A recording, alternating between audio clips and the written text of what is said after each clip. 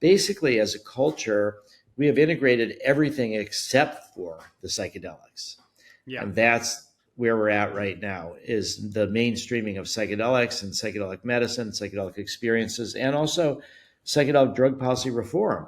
And so I think that's where humanity and consciousness is sort of struggling in this way to break out of the shell of these old tribal, narrow ways of thinking and to become more ecumenical.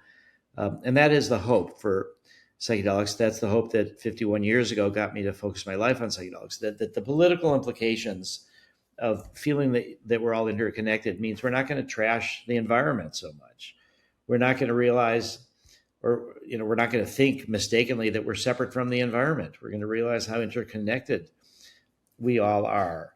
I think that that's really the fundamental consciousness shift that we need to make. And if we can make that as a species, we're likely not to just survive, but to really thrive. More art, music, poetry, lovemaking, spending our time in human pursuits and not just on the dire struggle for survival. We'll be able to, if we can get equitable distribution of resources, there's enough for everybody. Yeah, we don't need one person that has $250 billion and another person that lives on less than $1 a day. It's pointless. Yeah. So I think that's why I think your podcast and other podcasts, and it's so important. That's why it was so critical that we get on Fox News. Yeah. This story needs to be distributed more widely. The story of hope and optimism that a lot of people are, you read the newspaper and it looks grim. And it is grim in a lot of ways, but I think there's as many reasons for hope as there is for despair.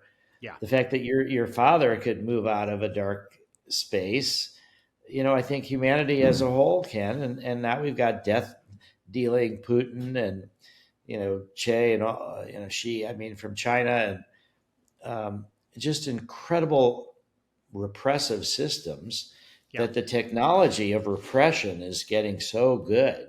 Yeah. With facial recognition and all of this, that we really need to lock in human rights. Yeah.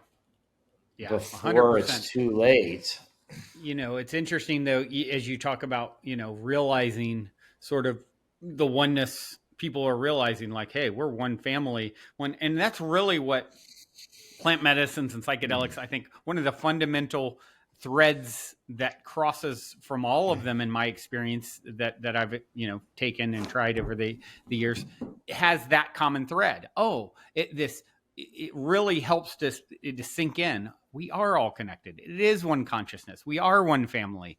And that is this, whether it's MDMA, whether it's MDA, whether it's psilocybin or LSD or DMT, it all kind of points to this truth.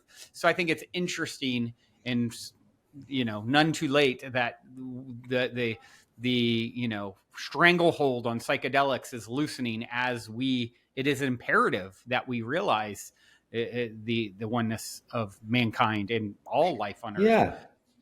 Yeah, because I think we have the brilliance of our mind and our technology that we can solve all of these resource problems. We can arrange for everybody to get fed and everybody to have shelter, and we can develop renewable energy that doesn't cause so many problems as climate change. We can do that. Our minds are brilliant, but we don't have the emotional and spiritual maturity to handle the technology that we got. And so I think it's a race between, like a dangerous teenager with the car keys, right?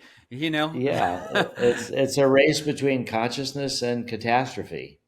Psychedelics are here to help, consciousness prevail. Yeah. So. Yeah.